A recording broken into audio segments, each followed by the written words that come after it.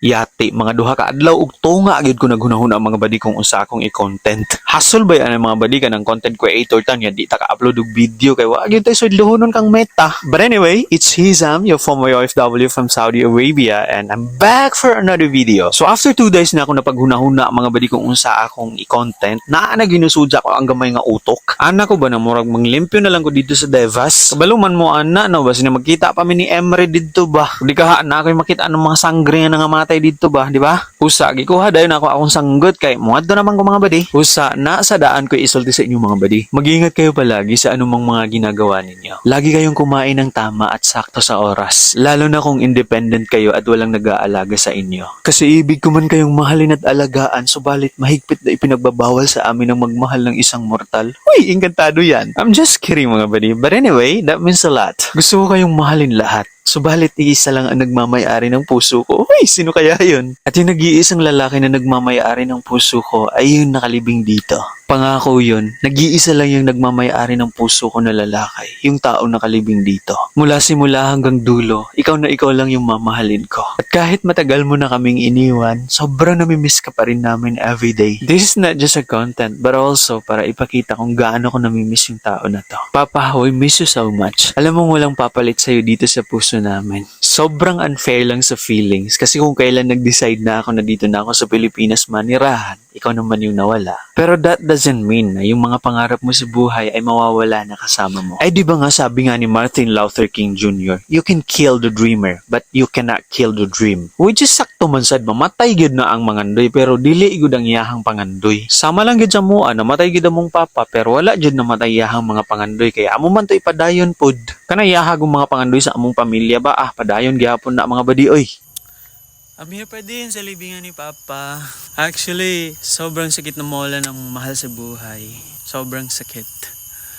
Pero ang mawalan ka ng Papa, it's a different kind of pain.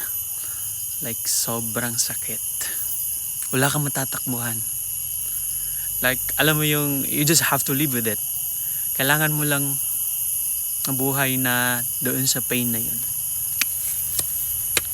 Wish you were here, Papa. It's been almost 3 years na din nung mawala si Papa. But the pain is always there. Hindi siya nawawala. It's not easy na mawala ng mahal sa buhay, lalo na kung Papa mo yung mawawala. Kasi, wala kang takbuhan. A short story mga badi, makwento ko lang sa inyo. Nung namatay nga pala yung Papa ko, wala ako dito, nasa Saudi Arabia ako. Hindi ko na siya naabutan.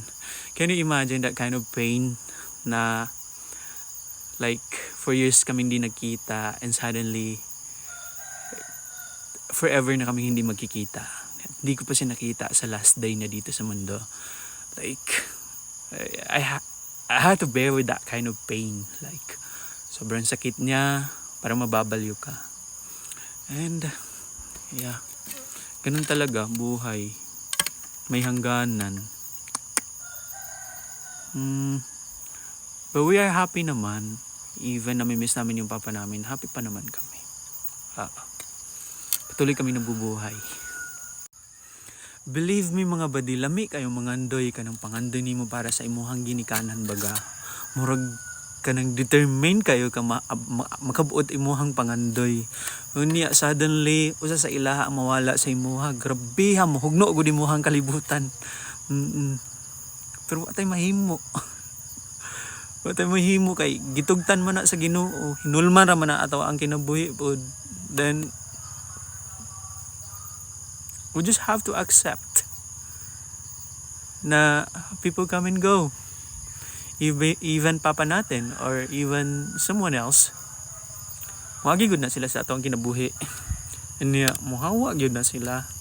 Sa dili man kamation pero mupahawa gyapon na sila. And bye-bye, Papa. I'm going home na. Gabi naman good. Pauli na ko.